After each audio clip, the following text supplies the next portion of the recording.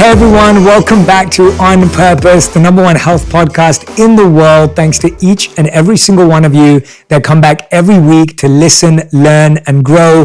I'm so grateful for the incredible community that we have and just how engaged you are and how thoughtful you are in the insights that you take away from every episode. Now, today's guest needs no introduction whatsoever, but I am so grateful that I get to interview them and spend time with them today. I met them probably first time a couple of years ago, and then we met on a set, and now we're getting to be together again. I'm speaking about someone that I believe is one of the most vulnerable, honest, genuine, and sincere humans that exists, and someone who transparently shares their truth over and over and over again, no matter how difficult or challenging it may be, so that we can benefit from it. I'm talking about the one and only DEMI LOVATO. DEMI, thank you so much for doing this. I am so grateful. Honestly, I can't tell you how much I want to give you a big hug right now. Oh, wow. Thank you. Thank you so much. That was such an incredible intro. And I just, it means a lot to me that you invited me on here, and I'm excited to chat with you. I know, me too. Last time we were together, you were interviewing me for your awesome show, and I got to sit down with you. We were sitting on these amazing clouds, and there's this beautiful set that you and your team had designed, and today we're doing it virtually, but I still feel your presence like I did that day. And I wanted to start off by asking you just a couple of thoughts to get going. But, you know, for a lot of us, the quarantine gave us time to think about new things. I was wondering if you developed any new hobbies or started doing something recently that you hadn't done before, or experimenting with anything at all. So quarantine totally changed my life. And I feel like I picked up so many little things that I just didn't used to do. I used to never spend time outside, and I feel like now I go outside and I play with my squirrels, my backyard squirrels, and just feeding the animals in my backyard is something that I never used to do, and now I do that, and I have a connection with these little beings, and they're so sweet. And then I got into candle making. Wow. And like making your own body oils, things like that, fragrances, and then I also got into photography. And then I learned so much about myself. So it's just, it's been quite the little journey. That's incredible. I love hearing that. By the way, my wife loves feeding all the animals in our back garden as well, until they ended up now digging up huge holes in the ground. Because she keeps encouraging them to come back too much, so now there's all these potholes in the ground. But I love that. So you have to keep them fed. Yes, exactly. But candle making sounds phenomenal. I mean, my wife and I actually tried to create a scent, and it's actually really challenging. It's so underrated as a skill. It takes so much effort to actually create a beautiful scent, right? Yes, it actually does take a lot of practice, a lot of skill. I feel like for every candle that I nail, there's like 12 candles that I didn't, that are going to the trash. Or like last year, I just ended up giving them as gifts, and I was like, look, I don't know which ones smell good. Here, take it, just try it. I love that. Well, DEMI, you're someone who's always sharing and talking, but I want to rewind a bit with you. And I want to go back to DEMI as a child. And I wanted to ask you, when you were young, like tiny young, you are young, I mean tiny young. When you were really young, a young child, who did you want to be? What did you want to be? What kind of things did you think about? What were you fascinated by? Well, I was a very ambitious little 5-year-old. But that 5-year-old said, I want to be the next Shirley Temple. And because I knew who Shirley Temple was, I knew what she had accomplished at such a young age, I wanted to do that. And I wanted to be the youngest person to ever win a Grammy, the youngest person to ever win an Oscar. And didn't work out. That's okay. But that's how much I dreamed when I was younger. And so I've always dreamed really, really big. That's incredible. And when you dreamt big, and of course you've had incredible success across your career, incredible impact, and won so many awards and accolades, but it seems like the impact that you've had as time has gone on has become deeper and more profound. I genuinely feel that as someone who's been an admirer of yours and a fan of yours and watching from afar, but I just feel that awards and accolades can't have the impact on people's lives that you've had through the work that you do off mic and off screen. And I wonder if there was a experience in your childhood or something you went through that encouraged you to be that way, or maybe even something that you forgot about for a long time. But was there an event or something that happened when you were younger that gave you an inkling or a feeling of the type of work that you're doing today? I used to deal with depression at a really young age, and I always told myself that if I made it, I would help people.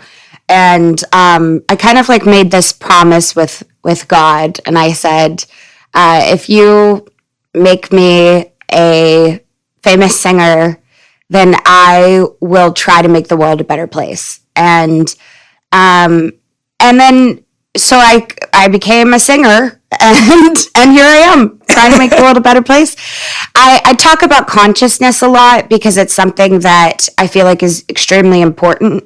Expanding our consciousness is now like my primary goal as a citizen of the earth.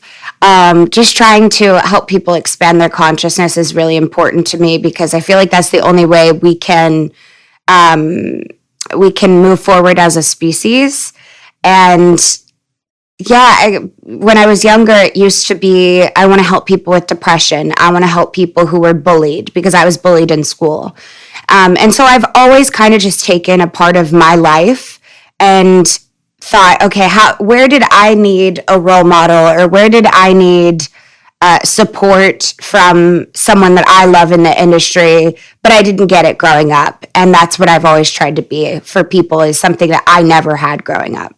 Yeah, I find it so powerful when someone turns their pain into their purpose, or something that broke them into a breakthrough for other people. I love that transformation, that when you've been through something that's really hurtful, but you use that to help other people heal. I think there's so much goodness and greatness in that.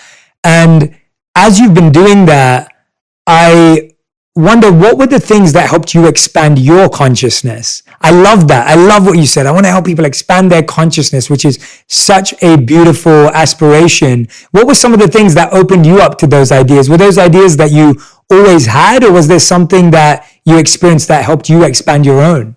Most of my life I've spent trying to figure out what it is in my life that's going wrong and how I can fix it. And in 2020, when the world shut down and we were stuck at home, I wasn't focusing so much on myself anymore because there were so many things going on in the news that were they felt so much bigger than what I was dealing with.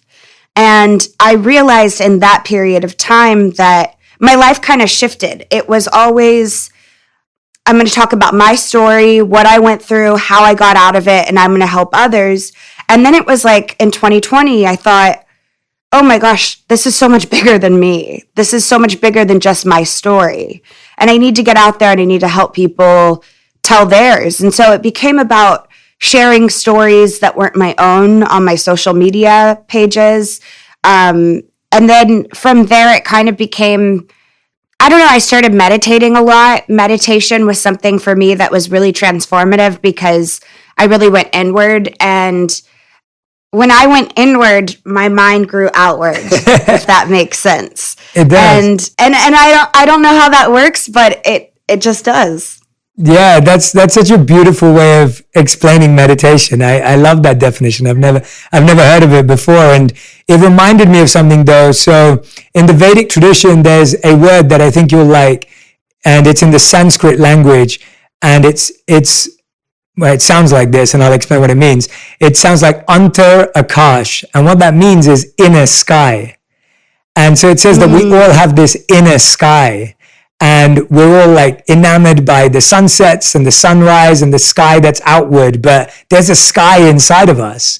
And yes, there's a whole universe. There's a whole universe. There's a whole universe inside of us. Yeah, when you experience that, it's traveling inward. And I think we all are so fascinated with traveling, and we all feel so stuck when we can't travel. But there's a whole journey within that's open for us all to take, which it sounds like you've been on. I feel like I did more traveling in 2020 than I did my whole career, because most of the traveling that I did was inward, and the journeys that I've taken just personally have been so profound and life-changing.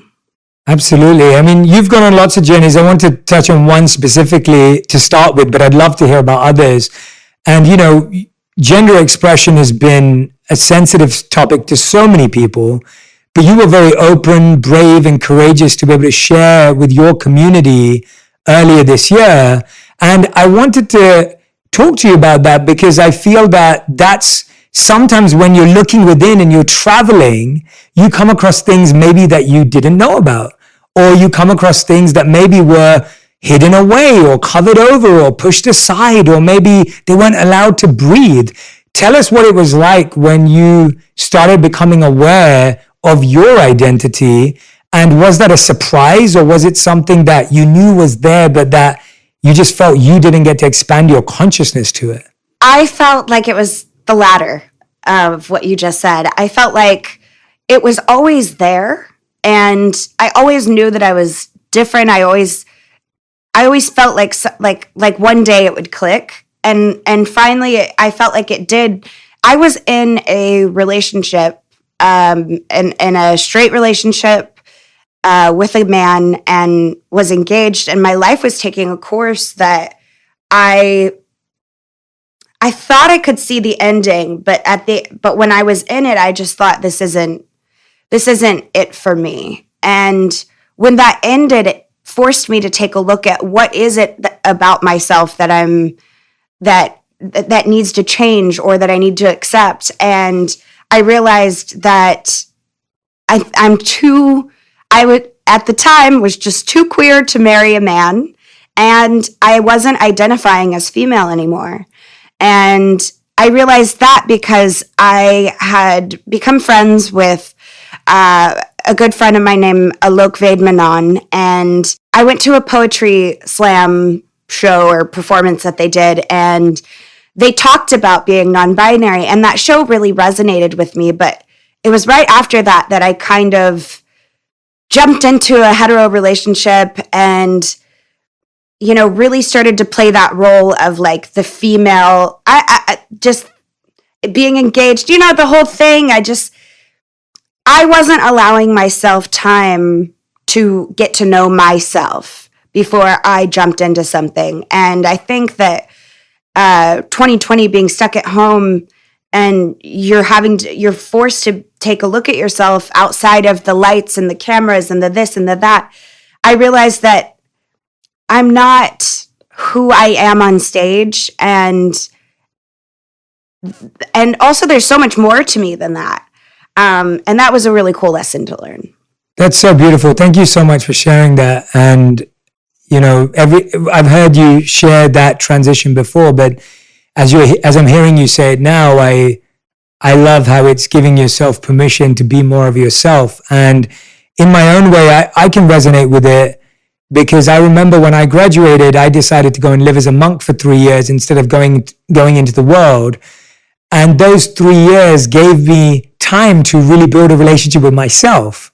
And whenever anyone asks me, like, what did you do during that time? I said the biggest thing I gained from that time was that I got 3 years where there were no opinions, no expectations, no obligations, no noise, no predictions, projections, or interpretations of who I was or who I should be. And I just got to be. And that it sounds like there's a similar experience in the solitude of being away, in your case, from the lights and the cameras, in my case, just from the normal life I would have led. There's so much greatness there. How did you, when you're doing that process though, Demi, there can be so many uncomfortable, awkward, difficult things that you experience and see and hear. How did you create a mindset that allowed you to accept that with grace, to receive that with openness, rather than start to judge or criticize yourself? What did you do to navigate that?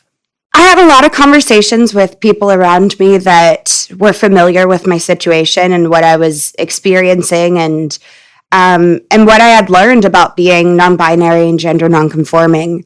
And so I had a lot of support around me to navigate through those times and through those conversations.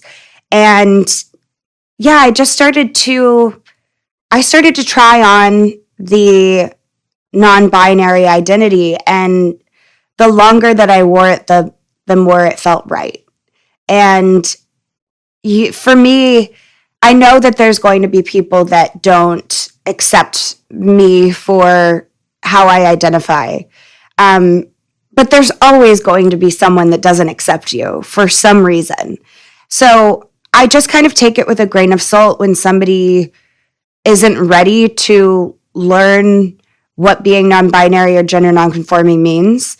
And I just think to myself inside my head when I hear someone either purposely mess up my pronouns or just disregard, I just think, okay, they're not ready yet, and one day they will be, and that's okay.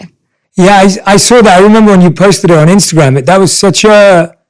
You have such a forgiving, open, patient approach to people. Thank you. Trying to get to understand you. And I find that so refreshing and endearing, because I think we're living at a time where and I'm not speaking about specifically when we're talking about gender, I'm saying just generally, there's a struggle with patience right now in society, and some of that is needed. We need some urgency. We need change fast. We do need pushing. What's allowing you to remain patient and gentle with people as they are trying to understand not just you, but understand so many other people in the community, and maybe, as you said, sometimes purposely messing up your pronouns, or they may not be taking the time. How are you developing that patience and love and compassion? Well, that patience, love, and compassion doesn't just come from anywhere. It definitely comes from a practice of meditating, having grace, and some people just aren't ready, and that's okay. And meditation helps me a lot to have grace and compassion for those people, because when I do sit down to meditate and I'm in a place where I'm angry, I sit and I think, and I try to clear my mind, but if I can't, I think through it, and I end up coming to a point where I release the anger. And maybe it was because I know I'm a Leo, and Leos can be very stubborn, that I work so hard not to be stubborn. And so I try to have grace, because it is so easy for me to hold a grudge against people. I can hold a grudge and never speak to someone again. And that's not a trait that I'm proud of, because I've realized that that's not a very human thing to do. Being human is having compassion and understanding and respect for people, even when they mess up. And because we all mess up, and I've messed up a bunch, but I know that because I've messed up, I can have grace and mercy for other people when they mess up. I love that. I cannot tell you how beautiful that is to hear, and I can't wait for everyone to hear that. I think it's such a true statement that the mistakes we've all made, which we all make, I've made loads of mistakes, and you were saying you have too. All those mistakes, they ground us, they humble us, they remind us of how we're all, no one is immune to making a mistake, and anyone at any time can make a mistake, knowingly or unknowingly. And actually, yes. I'm going to play that part specifically to my wife, because my wife is a Leo, and she is so stubborn, and she knows it. Yes. And so what you just said to me, I did not know that trait. I didn't know that was a Leo trait. So I'm going to play that exact part to my wife and be like, look what Demi's saying. It's about the only thing I know about my astrology sign, but it's, I did not know that at all. So now I am feeling that I can be more compassionate towards my wife when she is stubborn, because it's part of the traits. Tell me a bit about, what do you think when you're, one of the things that you did this year, and this was actually when I first watched your documentary Dancing with the Devil, I was completely blown away. Like it was incredible. It was incredible. It's just, I couldn't believe where you took us and where you allowed us in.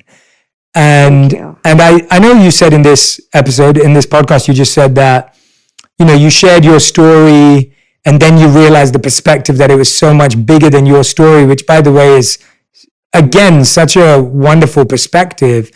At the same time, you've been through so much that when you share, it helps so many. You talked about an experience with rape.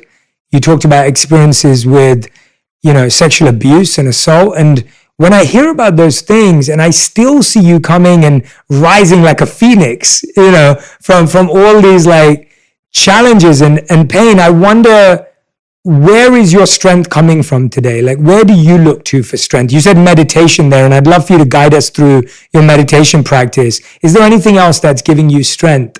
What's giving me strength? I mean, there's strength all around me, and that's my support system, whether that's my friends or my treatment team, or it's my friends, my family. It's people around me.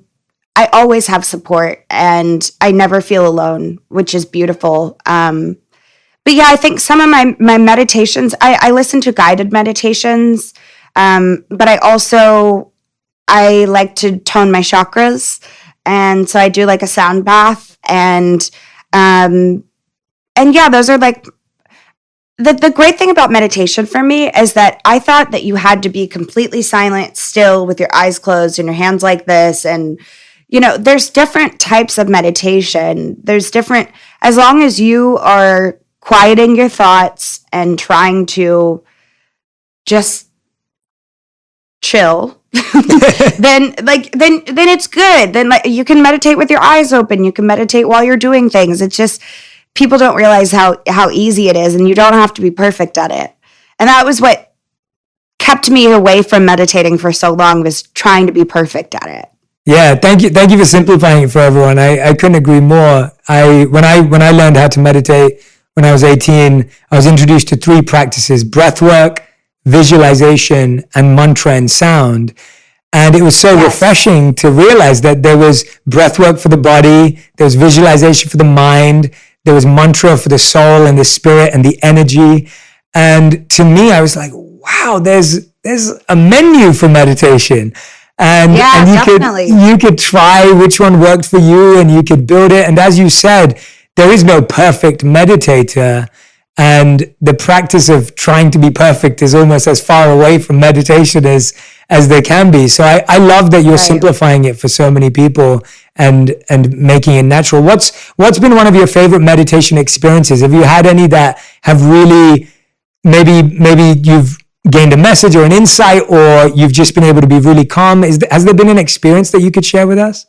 There's been so many experiences that I could share with you. I mean, it's having a realization about things that you thought you would never figure out in your lifetime. Relationships that you thought were completely over, and then all of a sudden they pop into your mind during a meditation and you feel the need to reach out to them. So you do. And all of a sudden you've rekindled a relationship, or you've repaired a relationship that stubbornness I thought I was holding on to, for good. It's when I was able to release that stubbornness. And so sometimes I feel like my intuition is, when I meditate, it just like raises its hand and is like, hey, listen to me. Here's a song idea. Reach out to this person, or even sometimes weird things happen where I don't reach out to that person, but they reach out to me, and it's interesting how your intuition starts to work when you really start to listen to it. Yes. And that is such a good point. Most of us, whenever we talk about the word intuition, a lot of people say, well, Jay, I don't hear any voices. And the truth is, we don't hear voices because we've been ignoring it for so long. And you're right that as soon as you start to listen to it, it gets louder, it gets stronger, it gets more powerful. That's such a great point, that as soon as you start listening, even if it's the tiniest bit of intuition, if you start listening to it, that voice gets so much more stronger and powerful. And you're so right, Demi, that in that meditation, you're giving space for that voice. Yes, you are. You're putting that voice in an amphitheater. You know what I mean? You're giving that voice a huge platform to reach out and say, hey, this is what's on my mind. Your voice sounds very cute though, saying "hey" with a little hand out. That sounds like an adorable voice. It seems like an emoji with a voice. whereas someone else might be like, I don't like the voice in my head. But that's the noise. The voice in our head should feel like a smiley face emoji. That's like, please listen to me, please. Yeah, please. I hope anyone who's listening to this right now, if you're not watching, you have to go back and look at the video of Demi doing "hey" because it's adorable, and you have to see it, because now every time I hear my voice, my intuition, I'm gonna see that little "hey." Yeah, good. So, I love that. I love that you're laughing too, because one of the things that's always been important to me is that meditation and mindfulness and consciousness, it can be fun and it can be playful. Yes. And it doesn't have to be this really it's disciplined, but it's not this artificial, hardcore, rough and tough. Like it can be playful and fun. Could you share a bit about that? Because I see you as such a fun-loving person, and even now we're both laughing about voices in our head. But tell me a bit about that. Have you allowed your playfulness to come through more and your energy to come through? Yes. I quieted my intense meditation personal trainer voice that was in my head. Like when you go to the gym and you have a personal trainer or somebody that's like really pushing you, and that just doesn't work for me. And that is the voice that I had in my head every time I went to meditate. It was, stop opening your eyes, stop thinking about this, stop thinking about that. And it was just like, to the point where 3 minutes would go by and I'd be like, I'm already over this. You know what I'm saying? And so I had to really quiet that voice down. And when I started meditating, especially outside, there's going to be noises, there's going to be animals, things like that, planes that fly over. And if I felt myself wanting to open my eyes, I just allowed myself to, because I thought, what are you going to gain from opening your eyes and just taking a second to appreciate the sound that you're hearing? And sometimes I had really beautiful insights. Sometimes I was like, wow, that's a big plane. But other times I had beautiful moments where I thought, one time, for instance, I was outside and there were all these bugs and I was trying to meditate. And I thought to myself, what do I do about the bugs, right? Like, what can I do? Because I'm just shooing them away. And then I had this moment where I thought, nobody was shooing bugs away at Woodstock when they were perfectly content and having the best time in the wilderness, basically. They were hippies that they learned to share and coexist with the bugs that were there. And I was like, wow, these little tiny organisms are flying around me. They're maybe just trying to say hello. They're just, or they're just living their lives. But in my head, they're trying to say hi. And that makes it more appealing and fun for me. And so I opened my eyes and I just let the bugs just kind of fly around me. And if it was a bee, it's a bee. If it stings you, it stings you. I mean, I'm not allergic, but for other people it may be different, but it's just about shrinking that judgmental voice that's saying, keep your eyes closed, don't focus on anything. It's about quieting that voice and really just learning to appreciate, okay, why do I want to open my eyes? What is it that I can gain from this experience of opening my eyes and looking at this little bug? Or sometimes I'll open my eyes and I'll see a hummingbird, and hummingbirds to me signify my ancestors. And so I think, oh, maybe that's their way of saying hello to me today. And I wouldn't have seen that had I not opened my eyes. That was an amazing description, because you just described how meditation is really a conversation, not a command.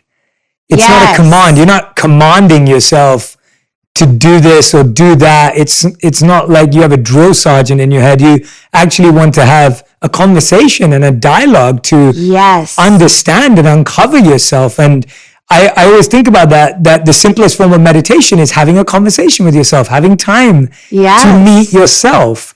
And we would never cancel an important meeting with someone else, but we never even schedule one with ourselves. Exactly. And I always used to overanalyze things. And I always used to tell myself that was a negative trait that I had, that I'm always overthinking things. But then when I started meditating, I started to have those overanalyzation conversations in my head.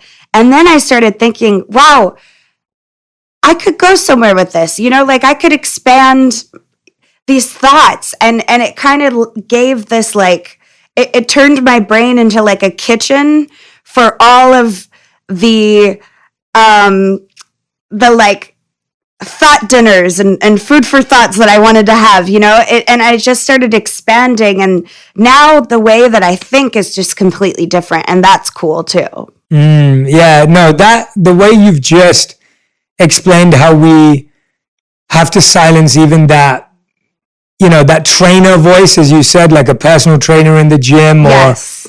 it's so true. It's so true, because otherwise you just become subservient to this other voice. Again, your expansive consciousness is being contained and limited Yes. by this other voice, Yes. and you don't get to experience that anymore. So I can agree with you more. You've helped me massively refine that. And we, as monks, we would always talk about how you always saw the noise in your head just like a little monkey running around. And that kind of made it playful.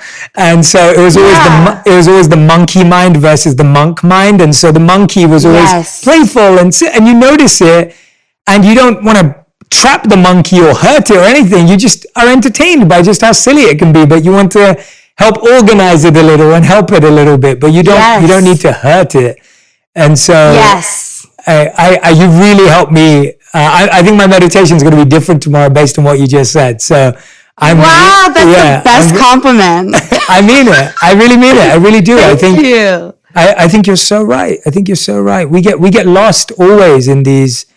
We get always lost in just judging ourselves. Just somehow we get, even when we know we judge ourselves, we now judge ourselves for judging ourselves. It's like we find. Have you ever experienced that? Oh my God, every day. Not every day, but it is something where I do have to catch myself sometimes daily, where sometimes I look in the mirror and I find something immediately wrong with what I see. And I have to stop and say, okay, why did you go there with it? Why can't you look at how beautiful your hair is today, or whatever? Or why don't you think about a quality about yourself that has nothing to do with your appearance, and then tell yourself how proud you are for gaining that quality.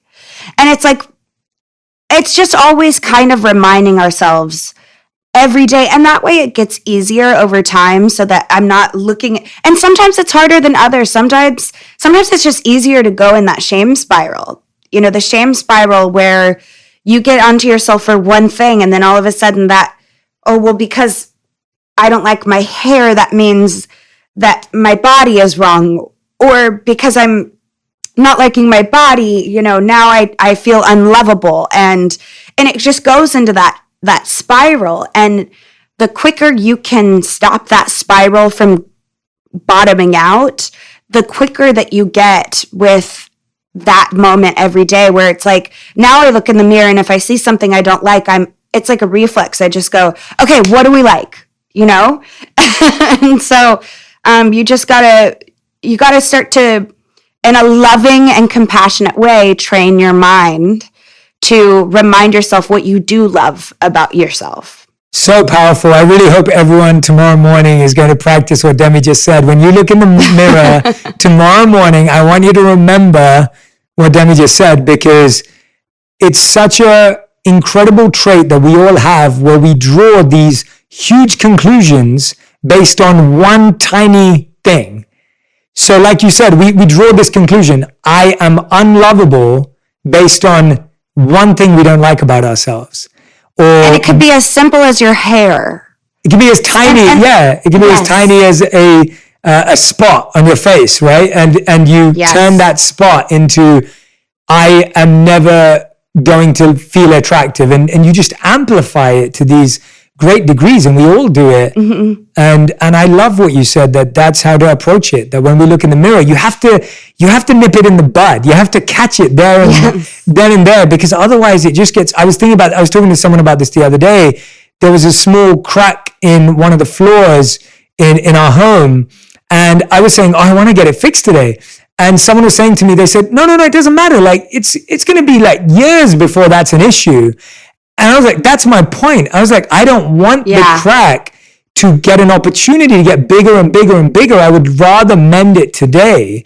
And I don't think that just applies to floors. I think it applies to our lives and how we feel about ourselves and how we talk to ourselves. It applies to relationships. You may think you just had a tiny argument, but if you can solve it now, you save yourself years of headaches. So I love that you gave everyone a practical tool to actually do that. Or another one is, if you might think that what you have to say is not super important, but honor that voice inside of you, so that when you are in a relationship, you're immediately starting out with, this is who I am, these are my values, and this is how I want to be respected.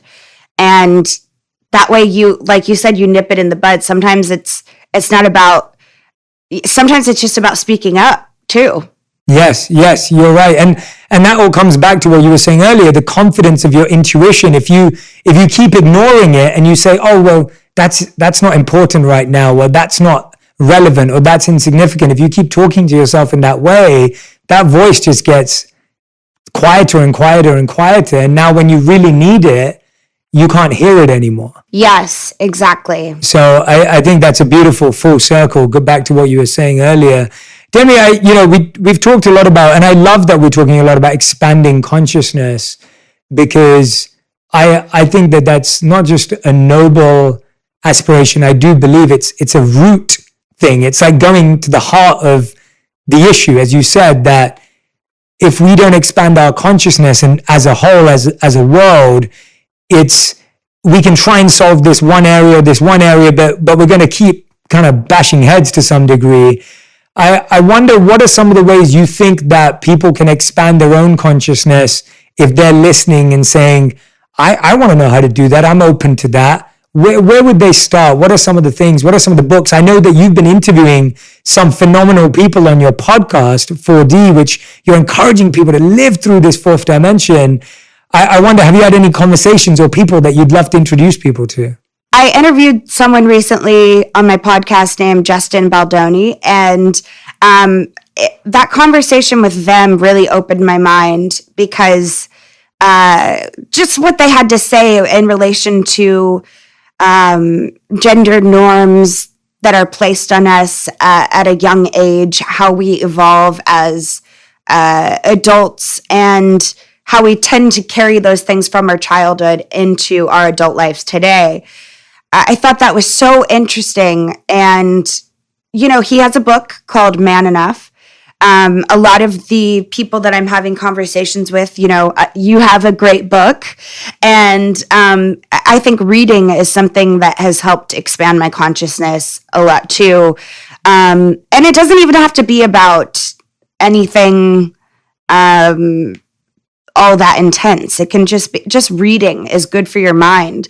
Journaling is something that's really helped me, because sometimes my thoughts race so fast that it's hard to, I don't know, it's good to just get it out, and then I can go back to it and look at it later. So yeah, reading, journaling, and like I said, meditating. Meditating is really important, but find out what meditation works for you, because it is different for everybody. Yeah, those are great insights. Reading, journaling, of course, meditation, as you said before, and we talked about it at length.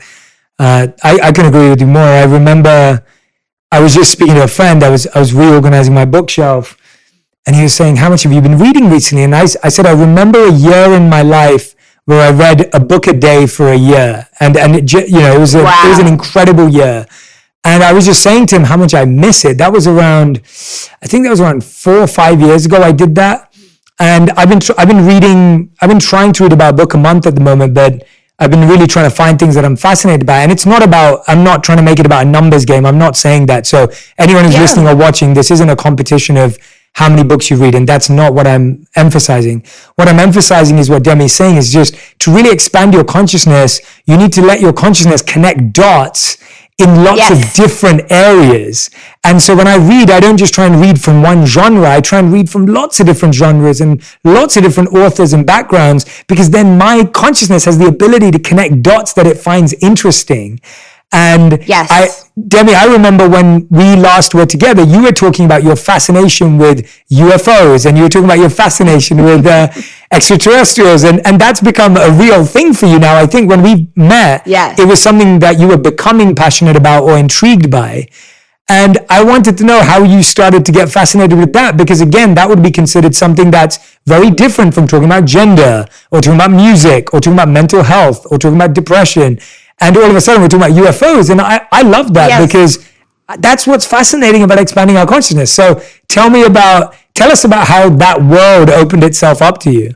I watched a movie called Close Encounters of the Fifth Kind, and it really expanded my view of meditation, of how important it is for us to shift our consciousness. And so I started in this documentary, they talk about this protocol where you meditate and then you play these sounds and then you look up, you do like a sky watch. And I tried it a few times, nothing had really happened. And then one night for my birthday, I was in Palm Springs and I had 5 friends with me. And I said, all right, I want to try to make contact. And making contact isn't like, touching fingers with an ET. It's just like you set an intention and then something appears. And so, if God willing, and so I'm sitting there and we had meditated for I told my friends, I said, hey, it's my birthday. I know this isn't super fun, but I want to meditate. And then I want to go outside and look up. They're like, yeah, down, whatever. So we all start meditating, and then we look up and I see something in the sky that I can't explain that was way high above me, all of us. It was brighter than any star in the sky, and it moved in a way that a plane wouldn't move. I mean, it made a question mark in the sky, and then it just kind of backed out. And I was like, did everyone see that? And my friends were like, yeah. And we were just like, oh my gosh, so it's real. So it's real. This works and it's real. And my mind was just blown. And I realized that from going inward, we can connect to beings that are so far beyond what we know of our universe. And I think there's no coincidence whenever I have been meditating in my backyard and I look up, I get that urge and my intuition to open my eyes. And so I do, and I see something. I've seen a, this sounds out there, but I've seen a flying saucer in the daylight, just right above, my neighbor's house. Not right above it, but and my best friend was meditating with me too. We both kind of had opened our eyes at the same time, and she was like, "Did you just?" And I was like, "Yeah, did you?" And so it's just things like that just start to happen, and you can't explain it, but I think there's a tie. I think that these beings from other planets or solar system, I don't know, these beings want us to expand our consciousness, and I think that they're rooting for us, and I think that every time we start to meditate, we start to go deep within, they can.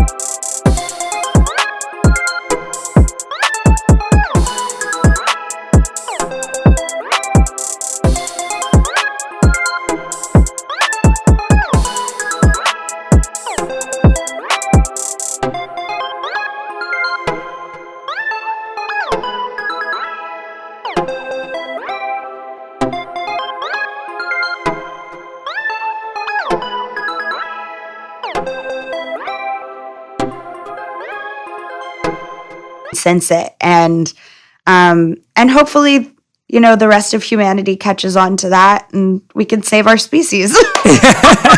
I love it. I love it. I remember reading studies on astronomy, extraterrestrials, other planets when I was fascinated by this a bit earlier. And I remember reading a study I obviously was born and raised in London, so this was by Her Majesty's astronomer, and it was the astronomy team in England.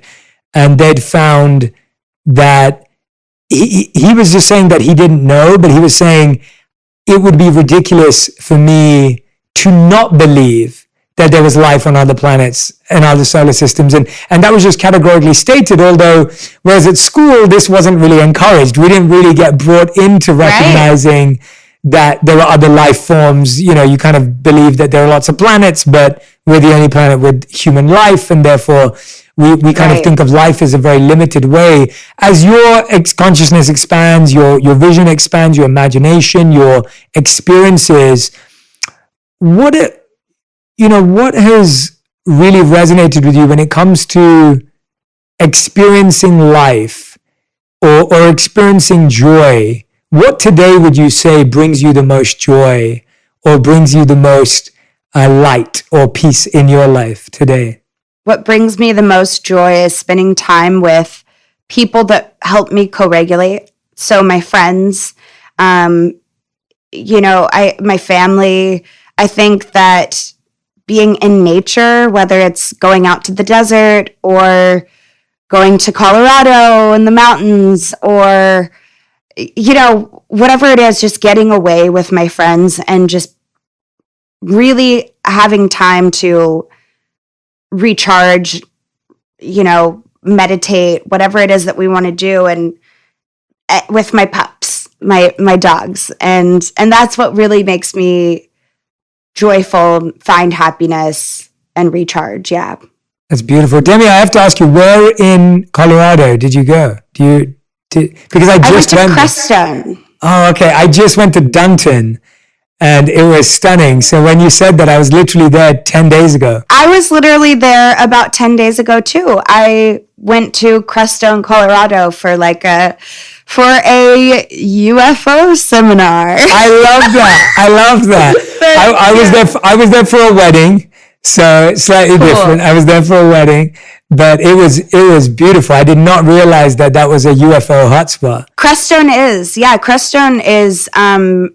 You should actually check it out, look into it, because there's a bunch of religions that find Crestone a sacred spot. Wow. And they even called it the Bloodless Valley because there was no bloodshed back when,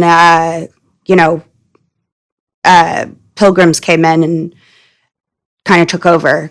Yeah. So, yeah, or at least that's what my understanding of it was. Wow. Incredible. It sounds amazing. Well, Demi, you've been so gracious and kind and generous with your time. We end every On Purpose episode with a final 5. This is a fast 5 round. So every question has to be answered in one word or one sentence at a maximum. And so, Demi Lovato, these are your fast 5. The first question is, what is the best advice that you've ever received? The golden rule that you learn as a kid.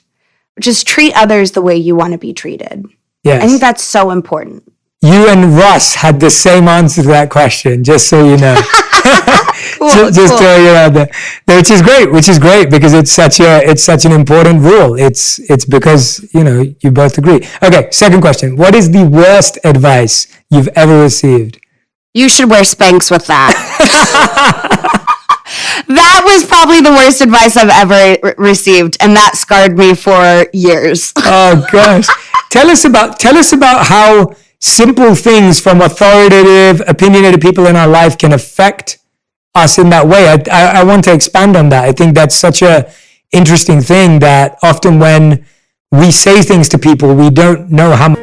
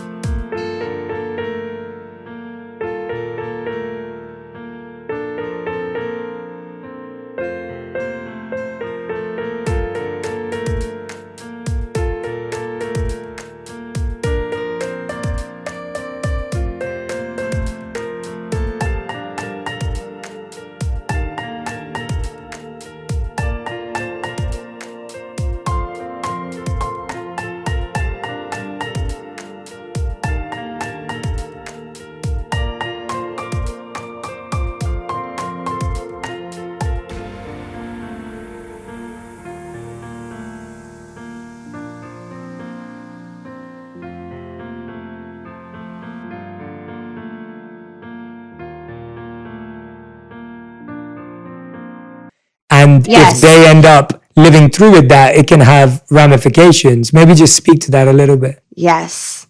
Well, that experience I had had just shortly after I had come out of treatment for an eating disorder. And I thought that my stylist knew better at the time. This was over 10 years ago. It wasn't even the stylist, it was the stylist assistant. And they just said it like, oh, would you like Spanx? You should wear Spanx with that. And it could have been because the dress was silk and it was thin, and or maybe it just wasn't flattering. But in my head, I took that as, you look bad, you need to wear a body sculpting thing underneath. And I took that and I internalized it so much that I kind of spiraled. I was supposed to do a performance on like Dancing with the Stars or something, and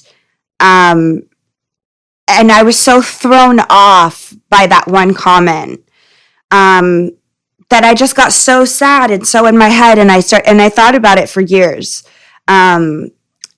We don't realize the weight that our words hold when we speak to other people because we don't know all of their triggers. We don't know all of their life experiences. We have to be careful when using words with others that could potentially trigger people because you don't know what they've been through. Well said. Thank you so much for expanding on that. Okay, question number 3 is, what is the first thing you do when you wake up, and what's the last thing you do before you go to bed? The last thing that I do is I put on my sleep meditation music. I love that. I sleep to meditation music so that the second that I wake up, that's the first thing that I hear, and it's the last thing I hear when I fall asleep. Beautiful. Wonderful. Okay. Question number 4. What's the biggest lesson you've learned in the last 12 months? In the last 12 months, oh, Jesus. There's so many lessons I can tell you. Tell us a few.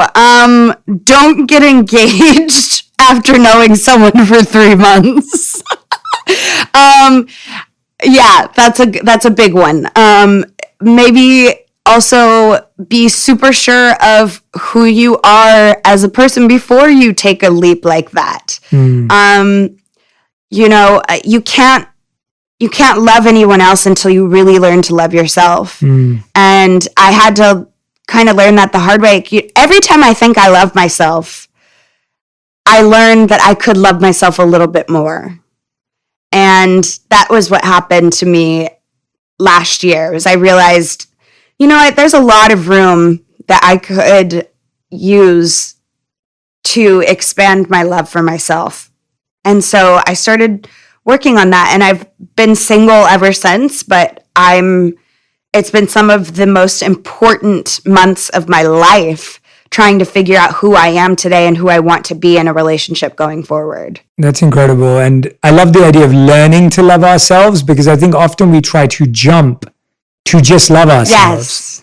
And it's about learning to love. It's the learning process that is what we're all trying to skip and miss and leapfrog and hopefully just end up at love. And it's the learning part. And you're so right that we can all learn to love ourselves a little deeper. 5th and final question is, if you could create one law that everyone in the world had to follow, what would it be? It would be that you have to try to meditate. Okay, that's good. Because I know not everyone is going to be able to, but at least if you try just 1 minute a day, if you try, that would be my law, because I think that would really shift things. That's awesome. Everyone, thank Demi. Thank you so much for taking the time, your energy, your laugh, your little hey voice in the head that we'll never forget. I am so grateful that we got to spend this time together, that you shared so much about meditation, about expanding our consciousness. I know this is going to impact so many people, and I encourage you all to tag Demi and I in your post to tell us what you learned. I'd love to know what you learned from them and what you took away from them. And so please, please, please make sure you let us know. And thank you for listening to On Purpose. A big thanks to you, and you